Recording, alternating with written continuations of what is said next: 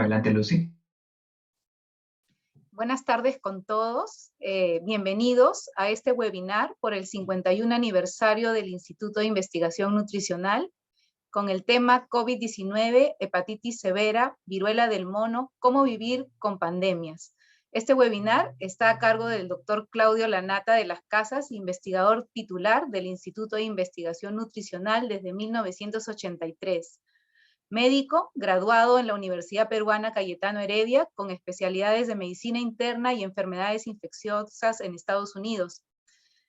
Maestro en salud pública con énfasis en epidemiología en la Universidad de Johns Hopkins, profesor honorario de la Escuela de Medicina Tropical e Higiene de la Universidad de Londres y profesor adjunto al Departamento de Pediatría de la Escuela de Medicina de la Universidad de Vanderbilt. Académico asociado de la Academia Nacional de Medicina, asesor de la OMS y miembro de múltiples comités técnicos. Sus investigaciones han resultado en más de 170 artículos científicos, 2 libros y 27 capítulos de libros. En el 2020 recibió el premio en salud de la Fundación Carlos Slim de México y en mayo de este año ha sido nombrado investigador honorario del Instituto de Medicina Tropical Alexander von Humboldt de la Universidad Peruana Cayetano Heredia. Doy la palabra al doctor Claudio Lanata para que nos dé este webinar. Gracias. Excelente, muchísimas gracias. Un gusto estar acá, un saludo a todos los que están unidos, participando de esta celebración de los 51 años de historia del Instituto formal, porque hay una historia 10 años previos, antes de que se cree el Instituto como tal, así que venimos trabajando muchos años en investigación. En esta oportunidad vamos a tratar de mostrarles un poco este tema que hemos preparado para hoy día. Voy a tratar de ver cómo se maneja esto. Ahí está. Entonces, es una, de cierta manera, actualización donde estamos en la epidemia del COVID, pero como lo dijo Lucy, estamos enfrentando, y parte de la charla viene a ver eso, cómo nuevas pandemias o alertas sanitarias, esta hepatitis severa infantil, la epidemia, la viruela del mono, y vamos a mostrar que hay otros IS que están emergiendo. Entonces, al final, la idea que ojalá podamos transmitir con esta charla es cómo vivir con pandemias y cómo preparar el Perú para enfrentarlas, ¿no? Entonces, vamos a realizar una breve revisión de dónde estamos en esta pandemia y, claro, ratificando la importancia de las vacunas y ver un poquito nuevas emergencias sanitarias, y hablamos de la hepatitis, la viruela y otras, para llegar a ver qué lecciones nos está dejando esta pandemia para el Perú y qué recomendaciones podríamos dar para un Perú mejor capacitado para enfrentar nuevas pandemias o emergencias sanitarias que estén surgiendo, y contestar las preguntas que ustedes puedan tener. Entonces pasemos rápidamente a dónde estamos con la pandemia. Esta es la foto del 29 de junio, ligeramente variada al día de hoy, donde están la totalidad de casos en rojo de COVID, 6.333.000 muertes, y lo que es fascinante, siempre digo en el color verde, el número de dosis de vacunas ya administradas. Son 11.734 millones de dosis de vacunas COVID. Nunca creo que se ha visto algo tan rápidamente desarrollado y tan rápidamente implementado a nivel mundial. Definitivamente es una revolución de salud pública y ha permitido, en cierta medida, y vamos a verlo, controlar un poco esta enfermedad, además de que el virus ha mutado. Estados Unidos sigue siendo el principal país del mundo que sigue contribuyendo con casos. Acá tienen, en los últimos 28 días, casi 3 millones de casos y casi 10.000 muertes, ¿no? Entonces es interesante cómo el país más capacitado, con mayor tecnología y, digamos, capacidad económica, no ha logrado controlar. Pueden mirar el contraste con Canadá, siempre la muestro, esa línea divisoria es marcada entre Estados Unidos y Canadá, ¿no? Alemania, Taiwán, Francia, Brasil con pena, Italia y Australia son los países que más tienen COVID, pero lejos del pico que se tuvo con Omicron. Acá en rojo pueden ver las diferentes olas que el mundo ha vivido, y es masiva la ola que Omicron causó a inicios de este año, y se ve un pequeño repunte, que vamos a verlo más tarde, pero ese repunte que está ocurriendo acá al final, en julio, no se ve traducido en un incremento de muerte que sigue bajando a un nivel inclusive más bajo de lo que fue el inicio de la pandemia, ¿no? Y vacunaciones en verde tiene sus altos y bajos, pero no está una tendencia muy grande para seguir subiendo. Ese es un problema que creo que todo el mundo está confrontando. Esta es la foto de los países más afectados. Repito, este color naranja es Estados Unidos, y una vez más como Omicron ha sido impactante comparado con las otras olas en términos de infección, no en términos de muerte, ¿no? Y se ve aquí todo un ruido hacia el final para entrar a julio de estos países. Y acá se ve un poco una foto más ampliada, exceptuando Estados Unidos, para mostrar en dónde está en este momento actuando Omicron de una manera un poco más fuerte. Se ve que de todas maneras está menos fuerte que lo que fue el pico en marzo, en abril, y hay estos altos y bajos. Alemania, interesante, hay una población importante que no se vacuna. Italia, son ahorita los dos países que parecería que están en ligero aumento, y los demás no tanto. Y eso lo digo porque por ahí circulan en las redes, se nos viene una nueva ola, se nos viene una nueva ola, pero claro, hay un aumento de casos, pero no creo que va a llegar nunca a lo que ha sido, lo que ya hemos visto. Esto es Perú. Entonces, acá se ve cómo hasta el 12 de junio se ve un aumento de casos importantes, ese caso mayor en Lima, pero en naranja se ve que en el resto del Perú también está aumentando los casos diagnosticados, y como siempre en esta gráfica se ve que son los jóvenes, menores de 60 años, jovencísimos, que siguen teniendo el grueso de los casos, ¿no? Y los cochitos como yo, creo que porque nos seguimos cuidando con mascarillas, no nos infectamos tanto como se están infectando los jóvenes con esta nuevo alza de este Omicron. Esa alza de casos, cuando queremos mirar muertes, y este es un trabajo muy bonito que yo agradezco permanentemente a Juan Luis Irribarren, porque nos provee de datos que son públicos, pero los analiza y los presenta de una manera muy ilustrativa, ¿no? Y acá se ve como el número de muertes, y esto está jalado hasta el final de junio, podemos ver que ese aumento de casos de las gráficas anteriores que están viendo acá no se traduce en un incremento de muertes, definitivamente. Entonces, no está teniendo la gravedad de lo que hemos visto en este año al inicio con Omicron, que sí hubo un aumento de casos de muerte, ¿no? Esta es otra gráfica que me la acaba de mandar hoy día, que muestra la ocupancia de casos a nivel nacional de las UCIs. En la línea azul son el porcentaje de camas UCI por enfermedad no COVID. O sea, UCIs, unidad de cuidados intensivos, que no están diseñadas no para COVID, para cualquier otro tipo de patología que requiera acceso a una unidad de cuidados intensivos, tanto pediátrica como adultas. Y se ve que está estable, ¿no? En este año, del abril 21 hasta julio, 1 de julio del 22, está estable. Lo que sí fue claramente diferente ha sido la ocupación en las unidades de COVID, que en el año 2021, que teníamos Delta, estaban al 96%, ¿no? Súper saturadas. Ahí baja, y acá tenemos en febrero del 22, un poquito, llegó máximo a 71% de ocupancia de las camas COVID, nunca llegó a lo que se vio con Delta, y miren ahora, no hay nada, este es a 1 de julio, o sea, para hoy día, no hay ninguna señal que se esté incrementando la hospitalización por casos COVID. Entonces tenemos más casos, pero no se traducen en severidad. Y esto es en Lima, es un poquito más alto en Lima, la ocupación de camas UCI es 26% ahora, pero de nuevo ha venido bajando y no se ve que está elevándose, ¿no?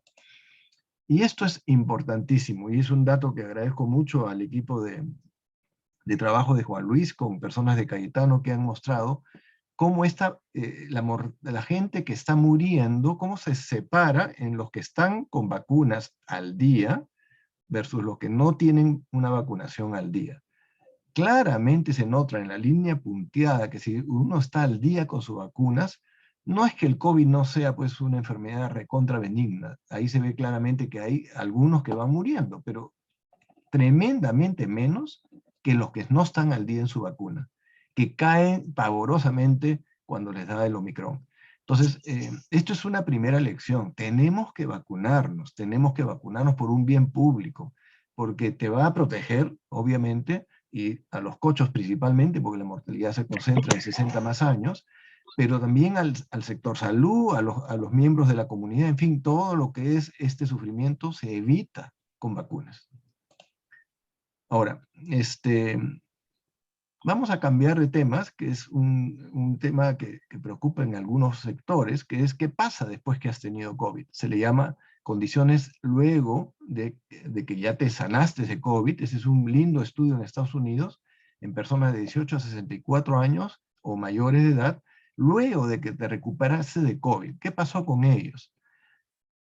Tremendo incremento de enfermedades al año de haber tenido COVID, tanto de enfermedades cardiovasculares, pulmonares, renales, problemas hemolíticos y vasculares, neurológicos, salud mental, musculoesqueléticos y endocrinos. Hay un mayor incremento de diabetes tipo 2 que no existía antes de COVID, que emerge luego del COVID.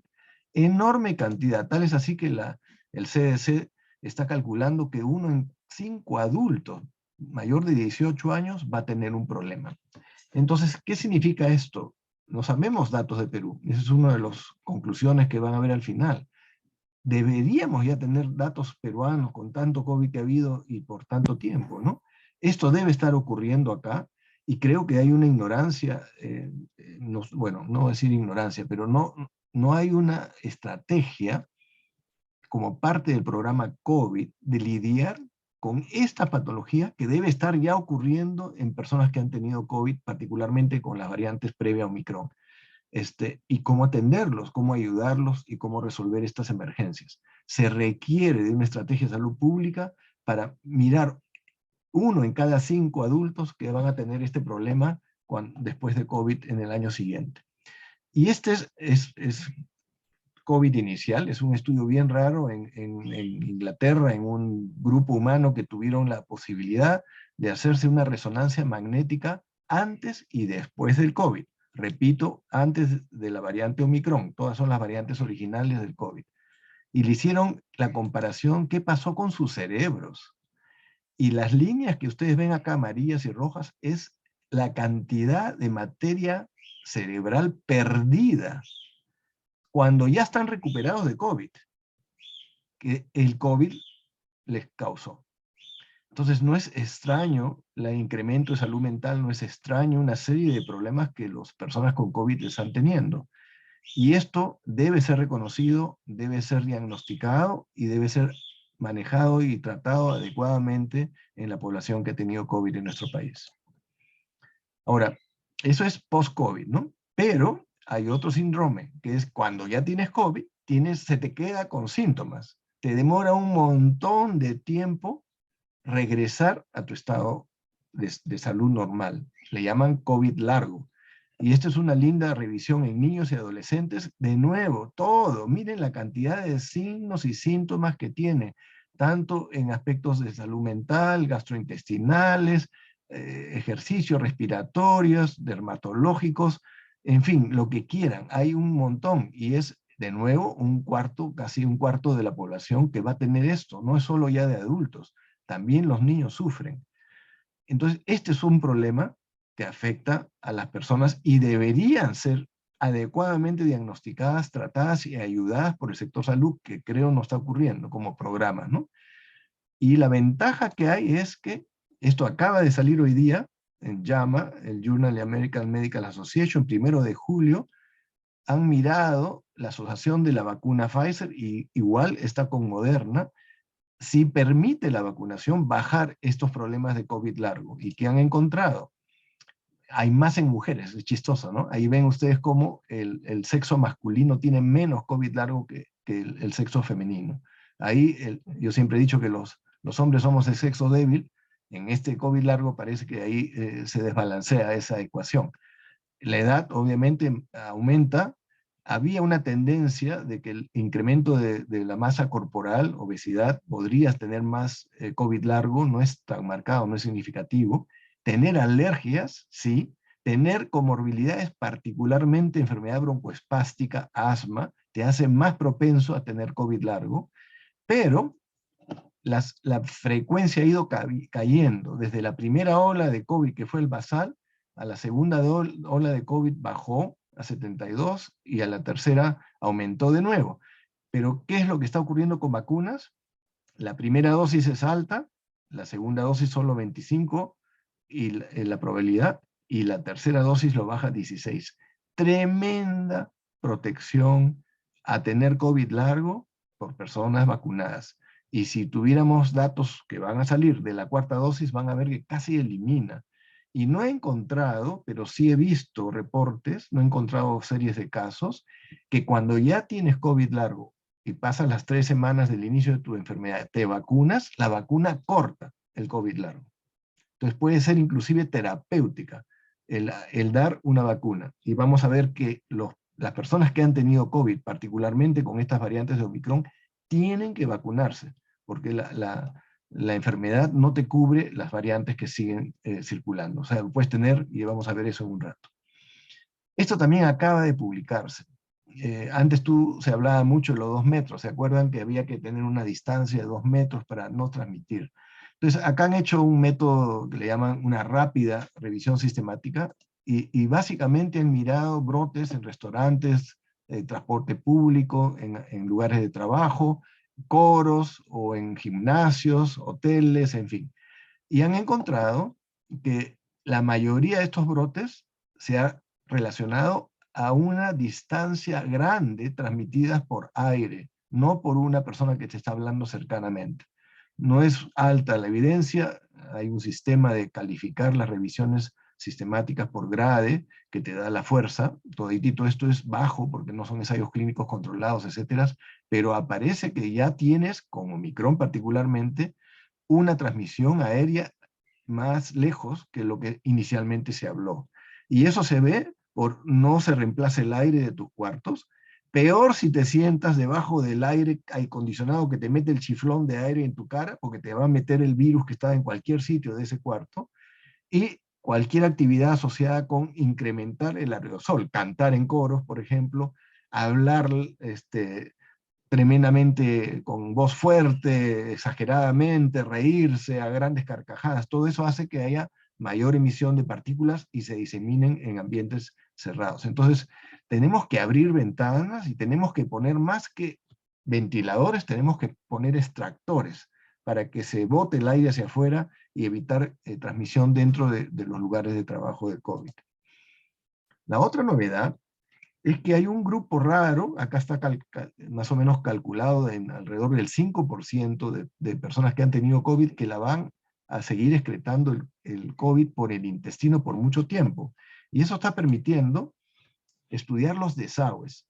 Esta es una data relativamente reciente, a mayo, de cuántos desagües, o mejor dicho, plantas de tratamientos de desagües de Estados Unidos tienen 80% más de sus muestras positivas al virus SARS-CoV-2. Y miren ustedes el plano. Ahora, esa fue la foto al 8 de mayo. A la foto de ahora ha bajado, ¿no? Miren esta, hay más sitios.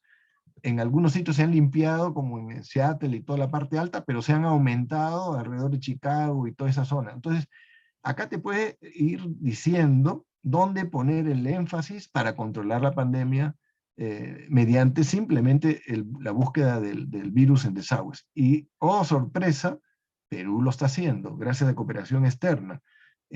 No en una manera general en el país, pero alguien se preocupó en hacer esto, y salen, obviamente, que tienes en San Juan de Lurigancho, en el Callao, miren las partes de Miraflores, en fin, tienes concentración alta y no he visto más seguimiento. Este sería un bonito insumo para controlar cómo está moviéndose la pandemia en el país. De nuevo, la investigación ayudando a tomar decisiones de políticas públicas.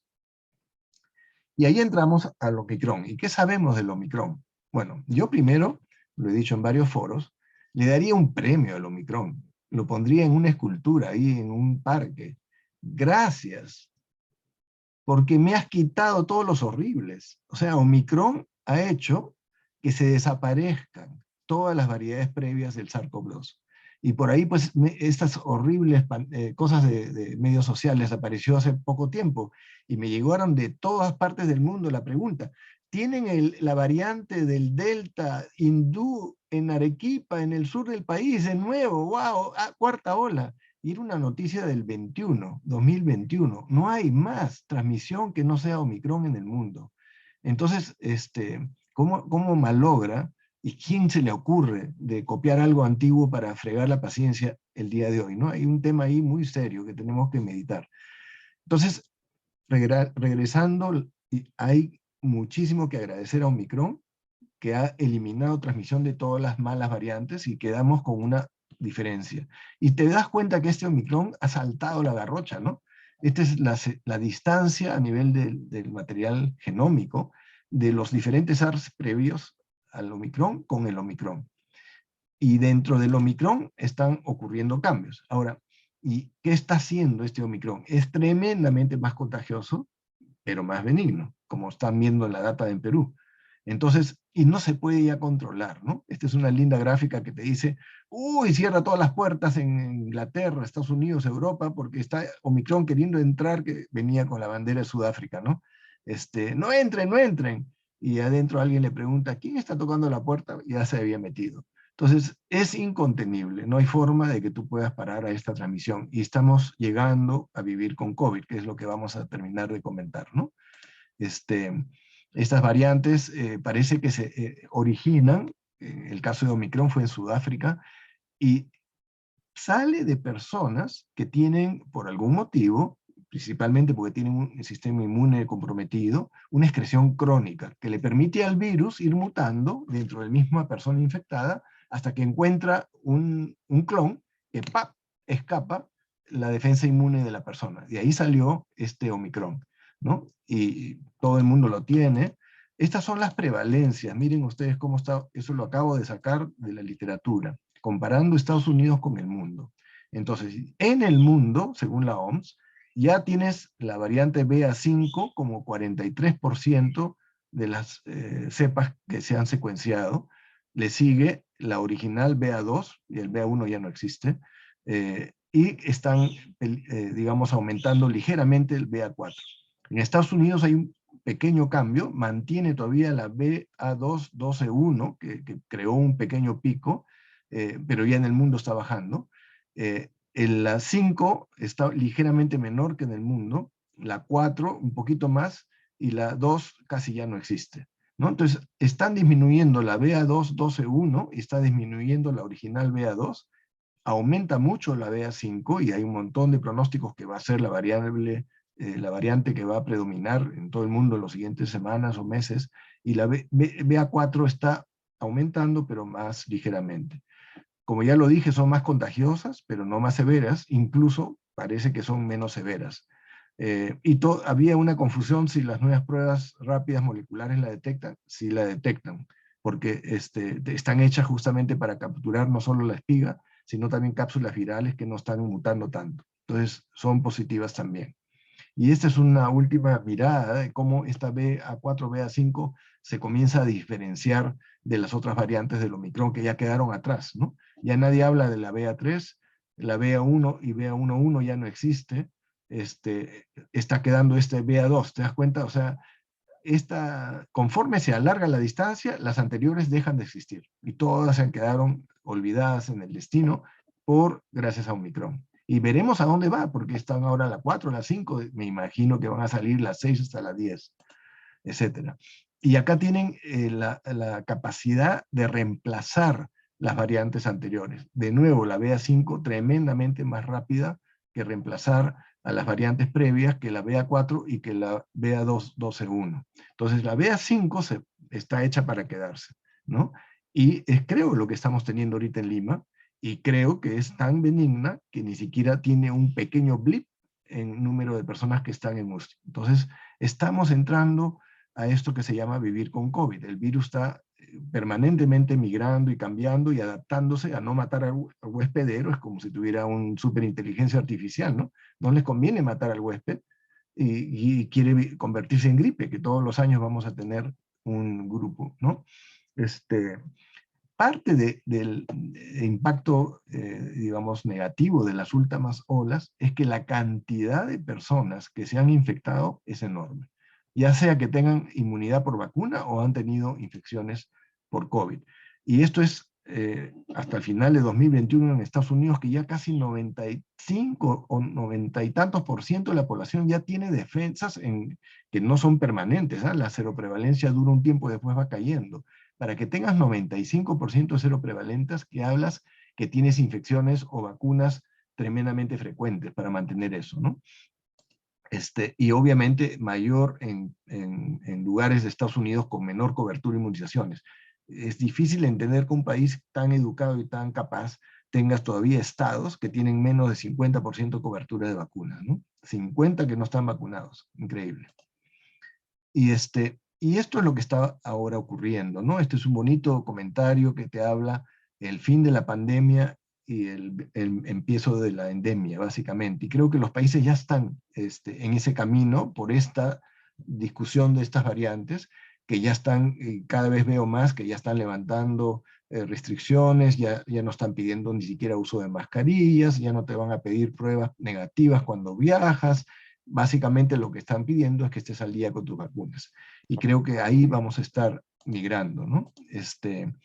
Entonces, hay reinfecciones, hasta 4 infecciones diferentes. Ya lo dije, la inmunidad natural no te protege, por eso que tienes que estar vacunado. Y por alguna razón, en lo que he leído, cuando mides en los mismos términos la efectividad de las vacunas ahora disponibles, algo hace Moderna superior a las otras vacunas, por razones que no entiendes, y cubre mejor a las variables de Omicron. Y ahí es un privilegio que tengamos en el país la 4ª dosis con Omicron con Moderna, que no deberíamos dejar de tener la oportunidad de vacunarnos al día y vacunados apenas puedan de la 5ª semana. La efectividad de esto se ha visto en varias reuniones. Este es una reunión que participé con la OMS el 10 de mayo. Israel presentó su dato, que ahora lo vamos a mirar más en un momento que ya publicaron esto. En Canadá también un estudio enorme en 80.000 adultos con 6.500 casos de Omicron. La 4ª dosis tenía tremendamente efectividad, hasta 3 meses que duró todavía la data en ese corte, contra las variantes Omicron. Entonces funciona la vacuna, ¿no? Algunas no protege contra infección, otras sí. Vamos a ir mirando un poquito eso, pero lo que sí interesa, te infectes o no te infectes, es que no tengas enfermedad severa y no termines en un hospital o en UCI, ¿no?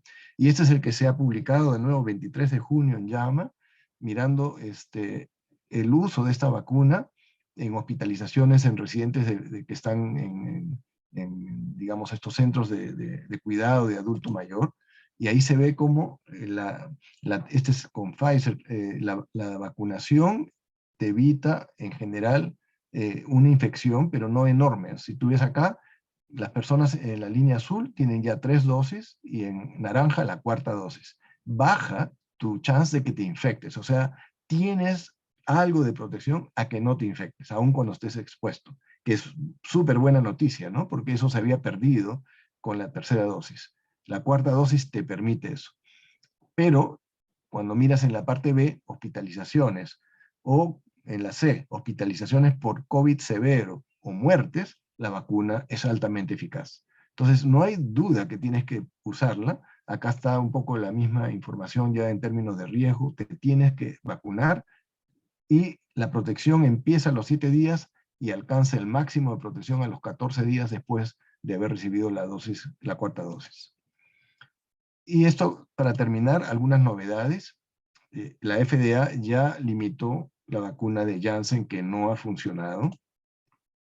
Acaban de aprobar hace un poco más de una semana o 2 el uso de Moderna y Pfizer en niños de 6 meses a 6 años. Y al día casi siguiente que se aprobó, ya se está aplicando en Estados Unidos. Es increíble. Lo sé porque mi nieto ya se vacunó, con 1 año y medio de edad. Ya están vacunando a bebitos en Estados Unidos, y eso creo que va a llegar al país apenas podamos hacerlo, ¿no? Y lo último que ha ocurrido hace 2 días, que el FDA acaba de solicitar a todos los productores de vacuna incorporar las variantes de vacunas que son específicas al Omicron para las siguientes dosis de refuerzo. Van a estar disponibles en Estados Unidos para octubre, más o menos, septiembre-octubre, y eso va a permitir que tengamos una quinta de todas maneras de refuerzo, porque a nivel por lo menos de respuesta inmune y de anticuerpos bloqueadores se ve una espectacular respuesta de esta variante, de estas vacunas contra el Omicron versus las actuales que estamos usando. Entonces tiene sentido que conforme el virus va mutando, ya produzcas vacunas específicas a ese virus. ¿Y qué camino es el que estamos recorriendo? El que nos ha enseñado el virus de la influenza. ¿Qué es lo que hacemos? Porque no vacunamos todos los años, porque cada año hay que variar ligeramente la vacuna de influenza para cubrir mejor al virus que está circulando. Va a ser el mismo camino con el SARS-CoV-2, en este caso el Omicron y las nuevas que van a seguir viniendo. Entonces yo anticipo que es muy probable que pronto las vacunas contra COVID se deberían incluir en los calendarios nacionales de inmunizaciones de niños y seguir vacunando a adultos, particularmente a adultos mayores y a personas de altos riesgos, de manera anual, ¿no? Acá están un poco los esquemas de vacunas en niños pequeños. Son 2 dosis de Moderna. Recuerdan todo el lío de los 100 microgramos. Ahora estamos recibiendo los adultos 50 microgramos de dosis con la 4ª dosis. Pero en niños se han ido a 25 microgramos para darles a chiquitos de 6 meses a 5 años. 28 días, digamos lo mínimo que separa la primera de segunda dosis. Aumentan a 50 miligramos a niños de 6 a 11 años, y a 12 años ya llegas a la dosis completa, ¿no? La vacuna de Pfizer no ha podido generar una buena respuesta inmune con 2 dosis. Ellos están entrando chiquitos pequeños de 6 meses a 4 años con 3 dosis, pero con una dosis bien reducida de 3 microgramos, ¿no? Las primeras 2 vacunas, de nuevo, 21 días entre sí, y la tercera dosis después de 8 semanas, para que recién tengas una protección. Entonces, a mi manera de pensar, me gustaría más la Moderna, porque con 2 dosis vacunas no tienes que esperar 8 semanas de la tercera dosis para recién proteger a los chiquitos, ¿no? Pero en fin, las 2 vacunas funcionan. Y no me extrañaría que van a cambiar todo esto apenas aparezcan estas nuevas vacunas, tanto Pfizer, Moderna y Novavax, que ha anunciado ya la incorporación de la variante Omicron en sus vacunas, ¿no? Y no solo hay vacunas, hay antivirales. Este es un dato fascinante, para que vean hasta mayo del 22, cuánta gente está recibiendo en Estados Unidos tratamiento antiviral al inicio de los cuadros de COVID. Miren ustedes el incremento de cursos de terapia de antivirales en Estados Unidos, que ha cortado tremendamente tu riesgo de que termines en el hospital. Entonces, eso debería también hacernos pensar. Hay antivirales, hay monoclonales para personas inmunocomprometidas que no responden bien con una respuesta inmune a la vacuna, le das un monoclonal y los proteges. Entonces, tenemos que ir mejorando nuestra capacidad a nivel Perú de manejar COVID. Y deberíamos incorporar antivirales, deberíamos incorporar anticuerpos digamos, monoclonales, se me fue la palabra, y después mantener las vacunas en esta migración a cubrir las variantes COVID. Ahí estamos con la pandemia. Montón de lecciones aprendidas, montón de temas, pero ¿qué está pasando alrededor del mundo con otras cosas? Y creo que como ya todo el mundo está pues alerta, ¿no? De mirar qué pasa con COVID, estás mirando cualquier cosa rara que aparece y la estudias, y han aparecido pues nuevas epidemias. Esta hepatitis aguda de origen desconocido en niños se reportó, acá tiene la data del 22 de junio, 305 casos y 11 muertes en Américas, mayoría en menores de 2 años. 20 casos en Estados Unidos han requerido trasplante de hígado. En Europa hay 361 casos, una muerte en 20 países, 19 han requerido trasplante, y se comenzó a reportar de que esta hepatitis se debía a este adenovirus F41, ¿no? Porque se lo aislaba con cierta frecuencia, y también había un poco de coexistencia con el SARS, pero rápidamente esta hipótesis fue descartada. Hasta que apareció este lindo trabajo en la revista del CDC, este 14 de junio, que miró cuántos niños han tenido hepatitis aguda, desconocida, fulminante, en las emergencias americanas, antes, durante, en ese periodo de tiempo que le llaman weeks excluded, es durante COVID, porque el COVID te cambió tu tendencia de uso de emergencias, y post-COVID, que es el caso cuando ha aparecido este reporte de esta emergencia. Y se ve que no hay emergencia. Si miras la línea, está estática. No hay, ni en niños pequeños ni en niños grandes. Está casi sin variar de lo que había hasta ese momento. Entonces, si tú ves esto, es una falsa emergencia, siempre ha habido. Y cuando se ve la frecuencia de aislamiento, tampoco lo tienes. Acá tienes admisiones o trasplantes, no hay caso de cambios en niños más adultos o niños más jóvenes. La tendencia ha estado siempre ahí. No ha habido una epidemia particularmente nueva, es que siempre ha estado ahí. Lo que pasa es que ahora recién la has mirado y te las has encontrado. Y cuando ven la frecuencia de aislamiento del adenovirus, está idéntica antes y después. Es más, durante la parte inicial de la pandemia cae, porque todas las transmisiones virales respiratorias fueron bajadas por estar en tu casa, usar mascarillas, ¿no? Y se ha levantado cuando se han levantado muchas de estas restricciones, pero se ha levantado al nivel que estaban. No es que haya un aumento. Entonces, no es una epidemia, es algo que siempre ha estado, con trasplantes, con muertes, por una causa que no conocemos. Esa es la conclusión de esta, entre comillas, epidemia de hepatitis en niños. ¿Qué hay de la viruela del mono? Fascinante historia también. Acá está, miren, el número de casos en las Américas, donde Brasil, qué pena, y Canadá, más alto que Estados Unidos, Brasil, el país que más tiene la región, de México, Argentina y Perú, un solo caso, Colombia 3, Chile 3, etc. Pero ¿dónde hay más casos? En Europa, 3.000, casi 800 casos, y Francia acaba de reportar el 23 de junio su primer caso en niño escolar. No sabemos la transmisión a qué se ha debido. Asia, solo 62 casos. Y el África, 31 casos en todo el continente. Puede ser que haya mucho subregistro, por supuesto, pero teóricamente de ahí salió, ¿no? Debería ahí estar que la cosa quema. Pero no, la cosa quema en Europa. ¿Y por qué? Porque este virus se transmite principalmente en hombres mayores de 30 años que han tenido sexo con hombres. Muy raros casos, hasta ahora no se ven, poquísimos casos en mujeres, por alguna razón.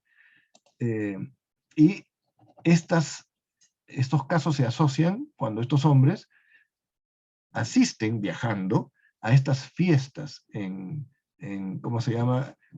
Grupos donde hay termales, aguas termales o qué sé yo, pero tienen muchas relaciones sexuales en un corto tiempo y después regresan a sus lugares de orígenes, ¿no? Y se llevan los virus. Y no es una enfermedad de transmisión sexual porque no es por el coito que se infectan, sino porque la piel se pone en contacto con la piel. ¿Y qué es lo que está saliendo cada vez más claro? Que no tienes que tener ya la viruela para que te infectes. Lo que está ocurriendo es que la gente infectada desarrolla un rash cutáneo en la boca, el área genital y en el ano. Y cuando tú tocas esa piel, te llevas el virus. Eso es lo que está ocurriendo con estas prácticas, ¿no? Entonces ya existe una vacuna, esta Jynneos es la que están vacunando en Estados Unidos y está aumentando la demanda, por supuesto, al personal de alto riesgo, tanto a la comunidad de homosexuales como también al personal de salud a cargo de clínicas que tienen que ver con este grupo humano. Hay otra vacuna que no se la recomienda mucho porque tiene eventos adversos más serios. Acá está, ahora, lo novedoso es de dónde ha salido este virus. Entonces han hecho el estudio genómico y aparentemente esta mutante se debe a una enzima humana que induce mutaciones virales para evitar que el virus sea eliminado. Y hacen a este virus menos virulento. Entonces, esta epidemia de la viruela del mono tiene bajísima mortalidad, no es como la original de África. Pero este es otro dato. Parece que ha estado circulando desde el 2017. Lo que pasa es que nadie la buscaba. Pero mirando hacia atrás y mirando la parte de la huella genómica del virus, te hace pensar desde cuándo emergió, el número de copias, qué sé yo. Y lo han rastreado para el 2017 como que esta variante, que es diferente a la africana original, empezó a circular en el mundo.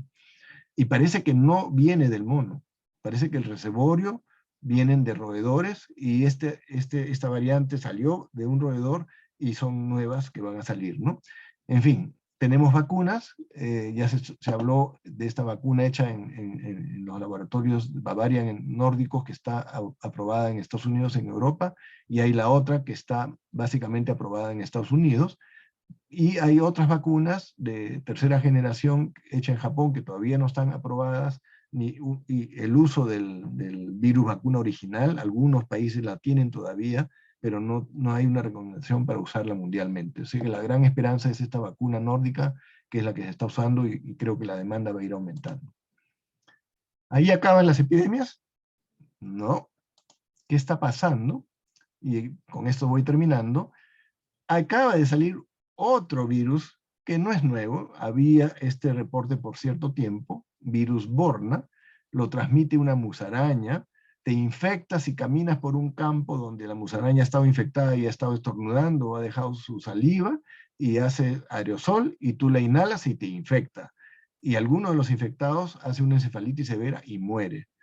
Felizmente que hay un tratamiento, pero es una enfermedad tan rara que nadie piensa en ella y no tratas adecuadamente. Está expandiéndose y ya está en Austria y en países vecinos a Alemania. Esto es actual, ojalá que se quede ahí, ¿no?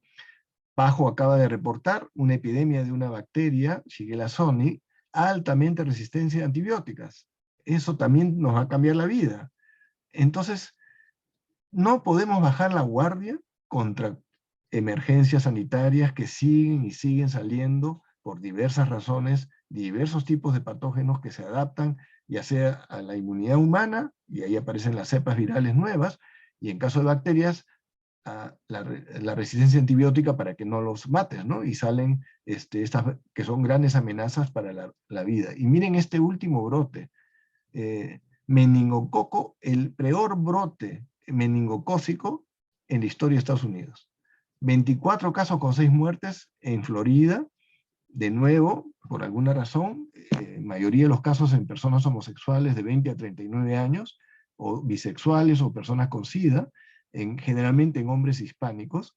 Hay el grupo C, el serogrupo C de la bacteria, aunque hay un pequeño brote escolar de un serogrupo B en Florida, y están recomendando, por supuesto, la vacuna meningocócica que ya existe en personas de alto riesgo que viven en Florida o van a viajar a Florida para que eviten esta enfermedad.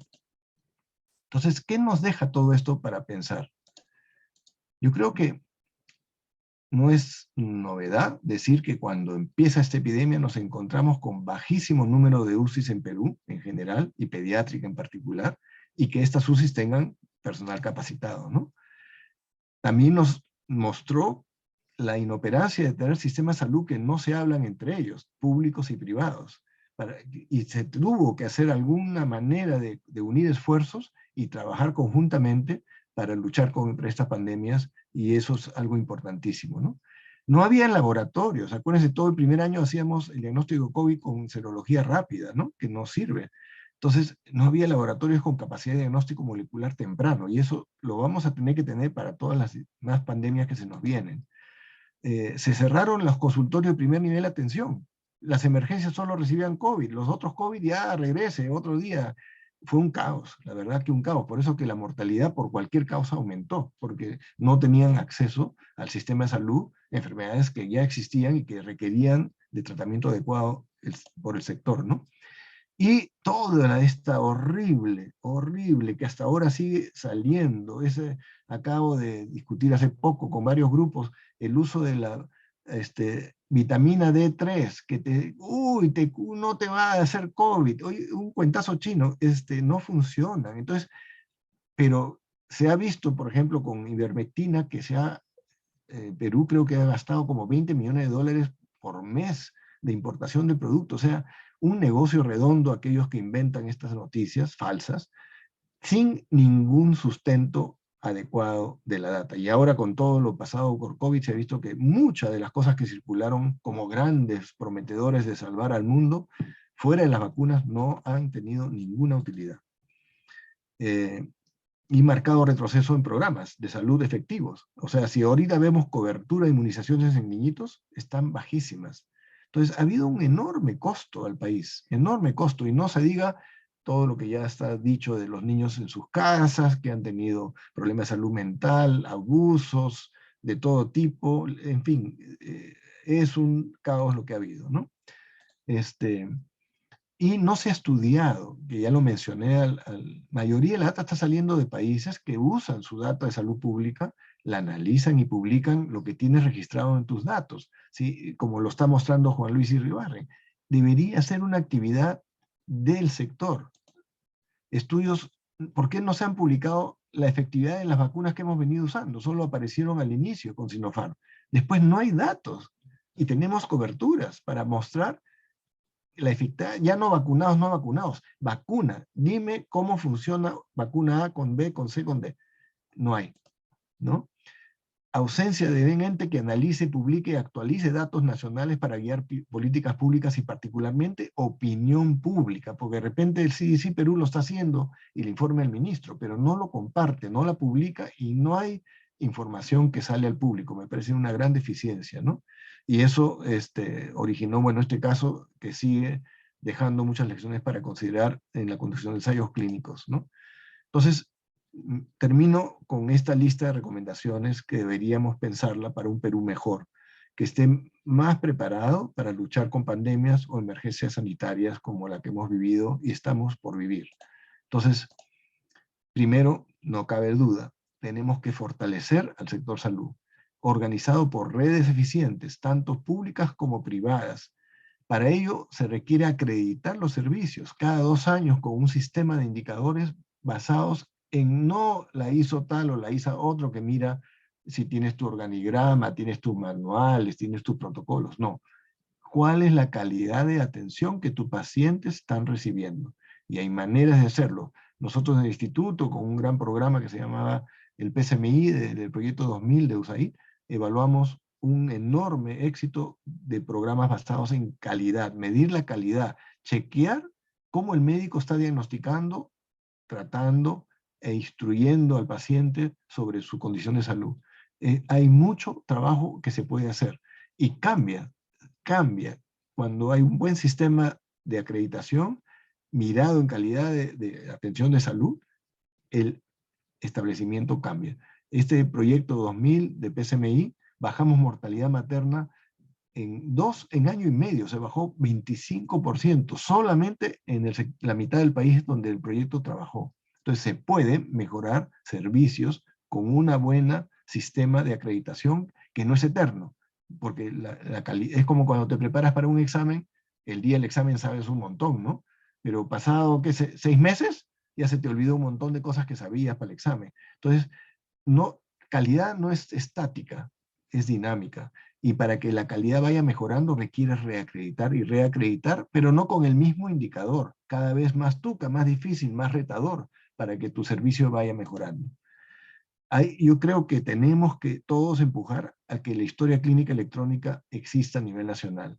Eso te ayudará a tener datos en tiempo real y que te permita evaluar mejor todas tus diferentes estrategias de salud, ¿no? Y hay que mirar la capacidad resolutiva. No hay que decir, tengo tantos consultorios de la red primaria. Olvídate, necesitas UCIs, necesitas resonancias magnéticas, ecografías, requieres capacidad resolutiva para manejar emergencias médicos neonatales, pediátricas, adultos y del adulto mayor, que no hay un programa bien hecho para la cantidad de enfermedades y carga de enfermedad que ellos tienen. Asegurar la existencia y calidad de laboratorios, obviamente, ¿no? En cada hospital de tercer y cuarto nivel, a nivel nacional, tanto públicos como privados, tienes que tener capacidad laboratorial. Y el INS debería estar acreditando estos laboratorios y apoyando técnicamente con cepas de control, como se hace en muchos otros países, para asegurar que todos los laboratorios funcionan adecuadamente, ¿no? Y creo que siempre, bueno, venimos de un instituto de investigación, ¿no?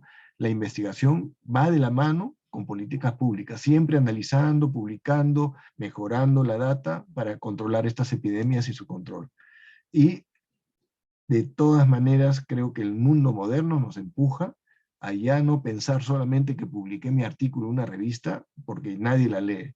Tenemos que ver la manera que tu conocimiento entre a la opinión pública y evite el ataque de lo que sí creo que es una enorme pandemia de las noticias falsas, ¿no? Los fake news en medios sociales, que son espantosamente destructivas, y no sabemos hasta ahora cómo atacar eso, que hace que la población cambie de sus hábitos y sus costumbres, muchas veces en forma equivocada, muchas veces gastando mucho dinero en cosas que no sirven, y muchas veces evitando, como el caso de vacunas, usar algo que sí funciona con la esperanza de lo que están tomando es la solución del mundo. Entonces, tenemos, creo, como salud pública, que enfrentar ese problema y mejorar digamos, la capacidad del público a no caer en las trampitas de falsas promesas con datos no comprobados, ¿no?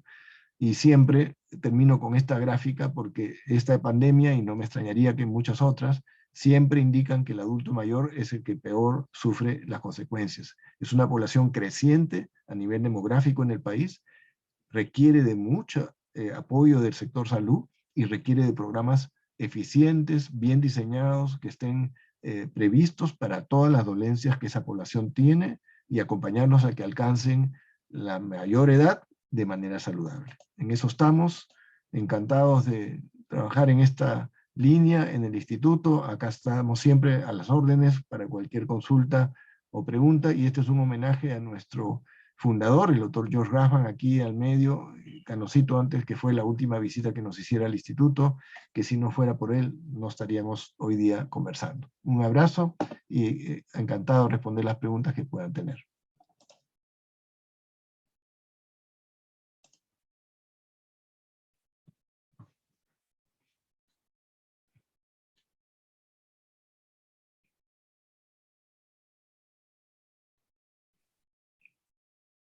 No sé si Lucy, tú vas a moderar las preguntas. Tere. Sí, buenas noches, buenas tardes, y muchas gracias por esta excelente charla, que es una revisión de todo lo actual. Yo tenía una pregunta, no he visto las publicaciones de los estudios de las dos vacunas de Pfizer y Moderna en población menor de 6 años, sin embargo he revisado el documento de la FDA, y sí me preocupa un poco la eficacia de la vacuna para los menores de 24 meses, ¿no? El valor de eficacia no es tan alto y los intervalos de confianza son gigantes. ¿Algún comentario? Bueno, primero que no estuvieron diseñados para ese objetivo, ¿no? Los diseños fueron, como siempre, la FDA utiliza la respuesta inmune como el marcador de que si los estudios en adultos en otra población tienen un correlato de protección con la respuesta inmune, usan ese indicador como, digamos, justificación de que tu nuevo producto funciona. Entonces, en niños entraron con ese objetivo, pero obviamente, como objetivo secundario, también miraron casos COVID.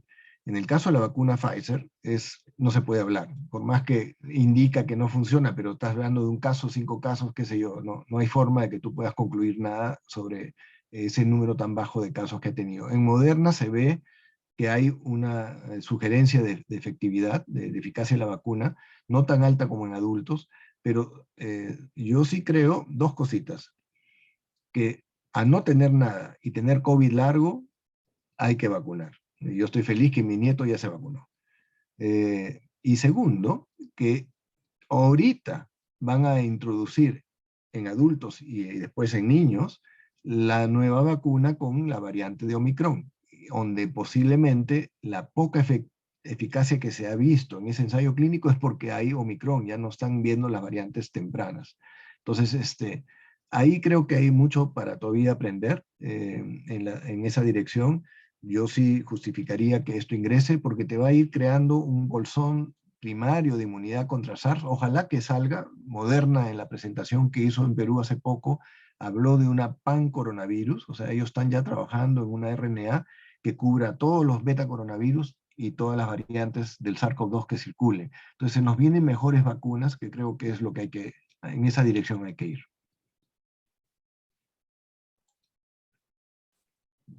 Gracias. Muchas gracias con todos. No sé si hay alguna otra pregunta. En el chat, Luz, están apareciendo, creo. No sé si tú puedes ir leyéndome qué preguntas están saliendo. Acá hay una pregunta que dice, ¿podría ampliar la explicación sobre los efectos del long COVID en niños?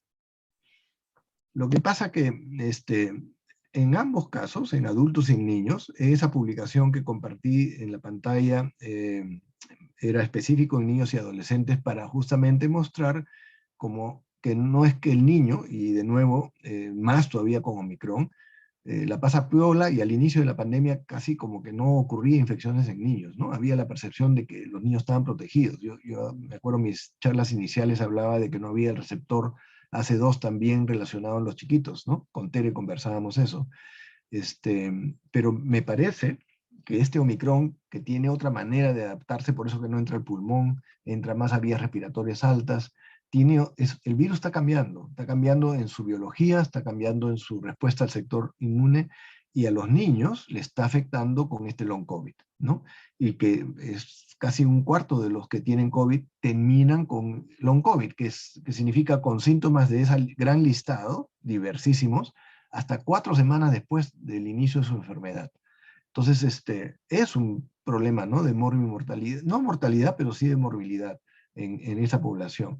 Y las vacunas ayudan a evitarla. Y ojalá que las vacunas pediátricas que se están introduciendo en Estados Unidos demuestren que esa foto que hemos visto va a cambiar una vez que esta población infantil reciba la 4ª dosis o la vacuna última, porque la eficacia de la vacuna es a partir de los 14 días, pero se pierde en los 5 meses. Entonces, así te hayas vacunado 80 veces, si no tienes una última dosis 5 meses antes, es como que casi no te has vacunado, ¿no? Entonces, tenemos que estar vacuna y vacuna para poder mantener esa protección. Muchas gracias. Acá hay otra pregunta. Aquí en el Perú están vacunando con Moderna la 4ª dosis. ¿Por qué no con Pfizer? ¿Cuál es la diferencia? No he presentado porque ya iba a hacer mucho, pero hay un montón de estudios que comparan la 4ª dosis de Pfizer contra Moderna, y claramente Moderna se comporta mucho mejor, tanto en tercera y particularmente con la 4ª dosis. Y mejor todavía si las primeras dosis fueron no Moderna. El dar esa 4ª dosis a una persona que recibió otro tipo de vacunas antes, es mejor la respuesta que dar una 4ª dosis con la misma vacuna. Entonces, hay 2 comentarios ahí, y por eso que lo puse en mi charla. No sabemos por qué Moderna funciona mejor. Unos dicen que es por la dosis. Acuérdate que esa dosis de Moderna va de 50 a 100 microgramos, mientras que la Pfizer está en 30 y tantos, ¿no? Y en niñitos baja hasta 3, porque no han podido dar más alta dosis, ¿no? Porque tiene más reactogenicidad. Entonces, ahí hay diferencias entre las 2 vacunas. No son exactamente las mismas.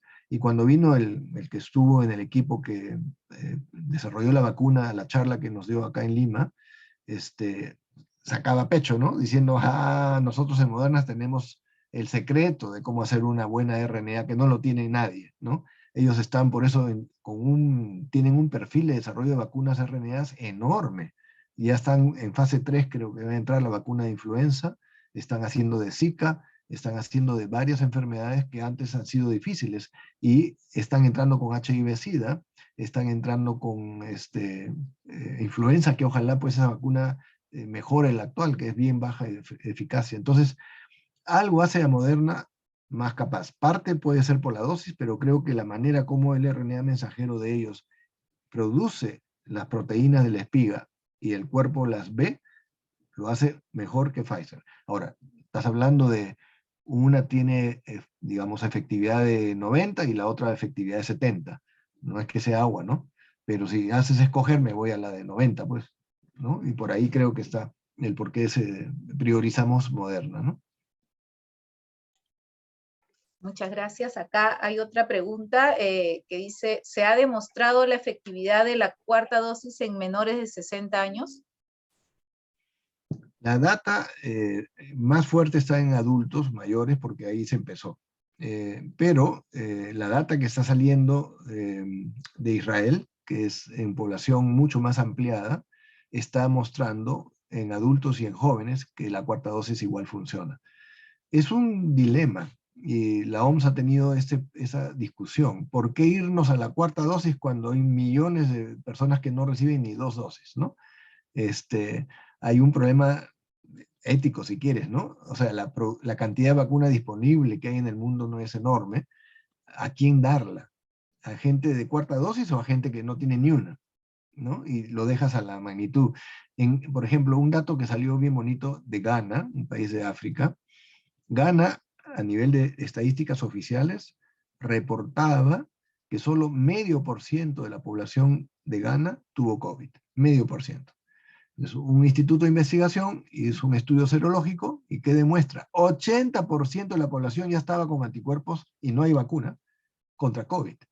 Entonces, todo el mundo se está infectando y ahí deben haber un montón que mueren en sus casas, no tienen acceso a salud. Entonces, el impacto de esta epidemia en países con pobres sistemas de salud debe ser devastadora, ¿no?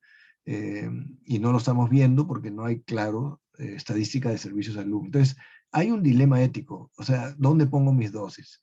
Por eso que Israel la empezó al segundo mes de la tercera dosis. El beneficio se ve que comienza a caer la protección a partir del tercer mes, máximo al sexto mes. Entonces, finalmente han dicho, bueno, quinto, ¿no? Si puedes antes, mejor, pero en Perú, hasta el no tengas exactos 5 días no te lo dan, ¿no? Porque son bien estrictos en ese aspecto.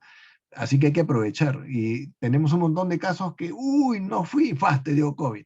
Y ya, pues ya fuiste. Y todos los que conozco que han tenido COVID actual, todos te dicen, no es pamplinas. O sea, no es una gripe. Realmente es claro que es una gripe en términos de síntomas muy similares, pero te tumba. Tienes mucha gente con síntomas largos. Entonces, no es pues todavía como, ya que te infectes, no te va a pasar nada, ¿no? Que muchos países están haciendo eso adrede para que se crea una inmunidad de rebaño y ya la gente no tenga un impacto económico negativo de las certificaciones, ¿no? Un tema que también salió, los adultos, o sea, las personas consideradas de alto riesgo. Hay varias fábricas que no les permiten todavía regresar a trabajar. Ahí Perú está desactualizado, ¿no? Ya no debería haber el mandato, que todavía no lo han puesto al día, de que no regresen a trabajar a sus oficinas 60 años o más, ¿no? Ya no, vacúnate y ven a trabajar, no pasa nada, ¿no? Y usa tu mascarilla, que sí funciona. Muy bien, acá hay otra pregunta. ¿Cada cuántos meses uno se debe vacunar? ¿Cada 5 meses? ¿Y qué efectos adversos tienen las vacunas? Ok, la primera ya lo adelanté, ¿no? 5 meses es donde no hay discusión, ¿no? Inclusive el beneficio se puede ver antes, pero 5 meses es básico. Vamos a ver qué pasa con estas nuevas vacunas que son hechas para Omicron. De repente se alarga el periodo de protección y ya no tienes que tener el booster cada 5 meses. No creo que sea menos de cada año que finalmente termine siendo el manejo de esta pandemia mundial, ¿no?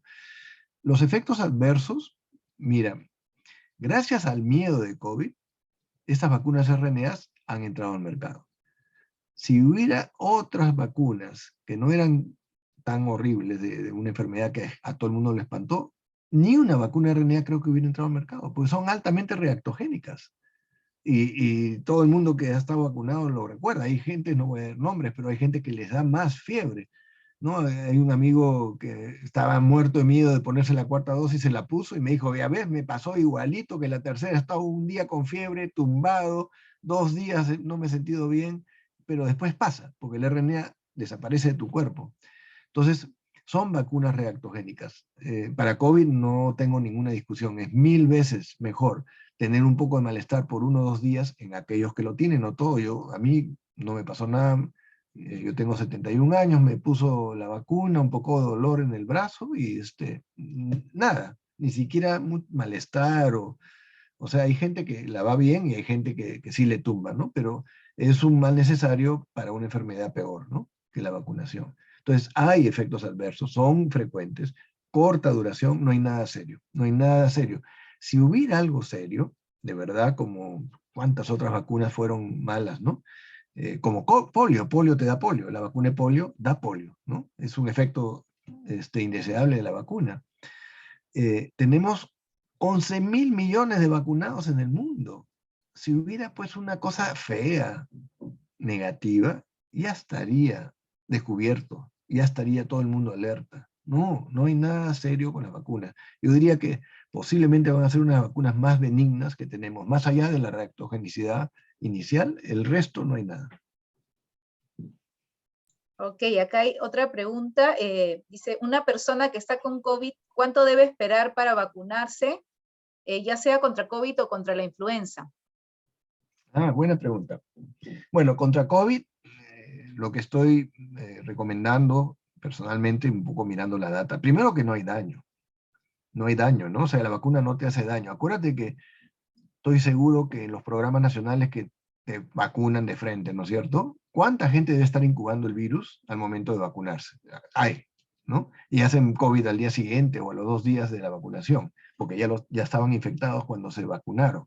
Es más, yo tuve una impresión, y no lo he visto más analizado así, que la vacuna puede ser que sea terapéutica. O sea, si estás incubando el virus y te vacuno, de repente tu chance de ser enfermedad clínica es menor. Esa es mi hipótesis, pero no he visto a alguien que haya hecho ese análisis. Pero no hay problemas, o sea, me refiero, no hay daño. ¿Qué beneficio? La idea es que pase tu reacción inmunológica al virus cuando estás enfermo, y cuando ya estás recuperando, le des un refuerzo, como si fuera una segunda dosis. Piensa que el COVID es una dosis y la vacuna es la segunda dosis. Pero esa segunda dosis, por algo que la vacuna hace mejor que el virus vivo, te amplía la protección.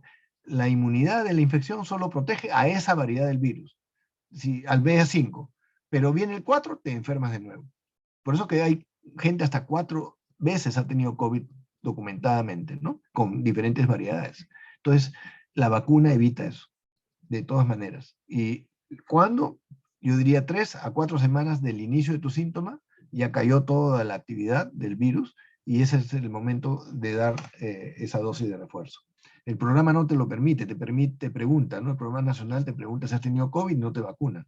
Deberían vacunar a las 4 semanas del inicio de la enfermedad, porque ayuda, amplía tu respuesta inmune y evita que te den variantes nuevas que circulan. Muchas Y gracias, Claudio. la gripe no hay ningún problema, no hay ninguna interacción con gripe. Ya vienen vacunas mixtas, ¿no? O sea, la lógica, ya están en desarrollo, vacunas que están combinando en una sola inyección, vacuna de gripe con COVID, porque es una perfecta combinación para tener a toda la población de alto riesgo cubierta, ¿no?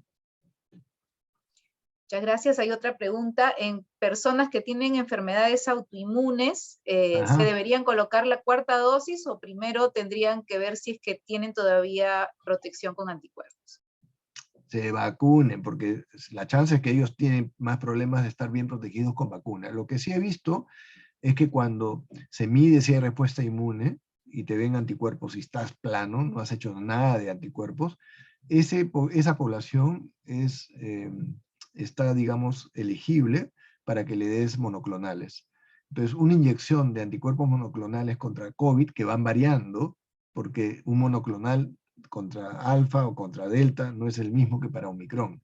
Entonces, justo hoy día leía de Lilly, el laboratorio de Eli Lilly, que tiene una nueva monoclonal para Omicron y que todo el mundo le está comprando. ¿Por qué? Porque al inmunocomprometido que no hace respuesta inmune, le pones el monoclonal y lo proteges. Y protege por un buen tiempo, ¿eh? O sea, no tienes que estar poniendo monoclonales muy seguido. Entonces, es una buena herramienta para esa población, que es un subgrupo muy pequeño, ¿no? Muchas gracias, Claudio, por la excelente presentación. Agradecemos también a todos los que han participado y damos por terminada este webinar. Y nuevamente felicito al Instituto de Investigación Nutricional por sus 51 años de vida institucional. y esperemos que sigamos aportando de la forma que lo hemos venido haciendo con ciencia, con aportes para mejorar la salud pública de nuestro país. Y nada, felicitaciones a todos. Gracias. Nos vemos. Lindo tenerlos acá juntos y ojalá que pronto nos volvamos a reunir. Un abrazo. Muchas gracias a todos. Gracias. Muchas gracias. Gracias, muchas gracias. Gracias, ha sido muy interesante. Gracias. Muchas gracias.